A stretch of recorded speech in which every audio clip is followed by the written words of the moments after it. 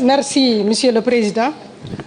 Monsieur le Président, moi je ne me lasserai jamais de rappeler à chaque instant la violation des dispositions légales ou réglementaires, surtout si elles concernent le fonctionnement de notre auguste Assemblée.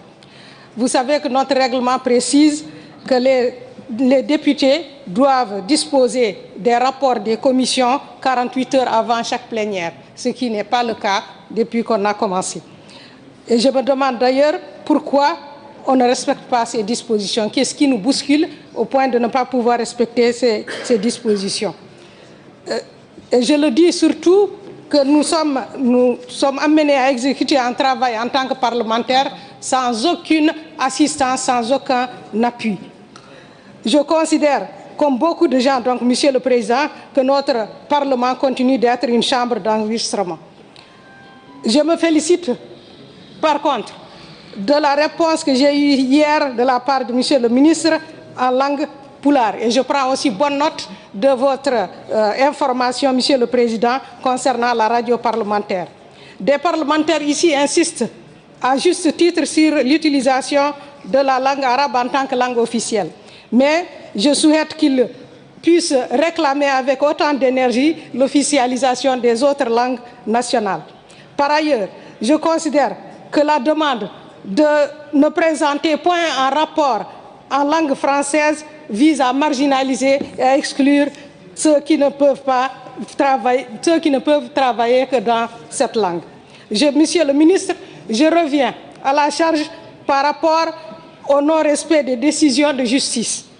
Si une décision de la Cour suprême qui donne l'avantage à des fonctionnaires de l'État contre l'État lui-même ne sont pas exécutées, toute autre décision peut ne pas être appliquée.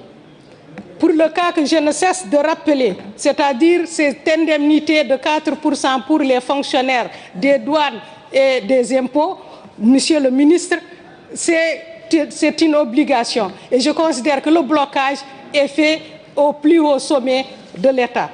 Les explications que vous avez fournies hier par rapport à l'arrestation des blogueurs ne peuvent pas être convaincants, encore moins la dissolution des ONG. Monsieur le Président de la République avait lui-même dit qu'il ne cherchait pas à démentir l'information qui était citée, parce qu'il sait qu'il ne pourra pas convaincre. Et vous pensez qu'en arrêtant les blogueurs qui n'ont fait que relayer l'information, que cela pourrait convaincre. C'est de la même manière que par rapport à la dissolution de ces ONG, qui existent et qui travaillent depuis des dizaines ou une dizaine d'années au moins, avec tous les avantages qu'ils procurent, que leur dissolution peut tout simplement être expliquée par la réponse que vous avez donnée hier. Non, Monsieur le ministre, je pense, pour ma part, que la réalité, c'est que la Mauritanie veut s'ingérer dans un conflit entre pays frères en prenant parti, et je ne sais pas pour quel intérêt et pour quelle raison.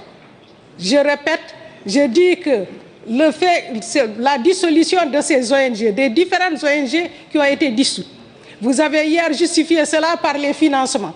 Je me pose la question, pourquoi en ce moment précis, des ONG qui travaillaient depuis des années n'ont jamais été inquiétés par rapport à leurs activités? Qu'au bon matin qu'on se réveille pour les dissoudre, moi je considère qu'ici, la Mauritanie s'ingère dans un conflit entre pays frères, et je parle ici des pays du Golfe, et je me pose la question dans quel intérêt la Mauritanie voudrait s'ingérer dans ce conflit et en prenant parti pour un bloc déterminé contre un autre. Et je vous remercie.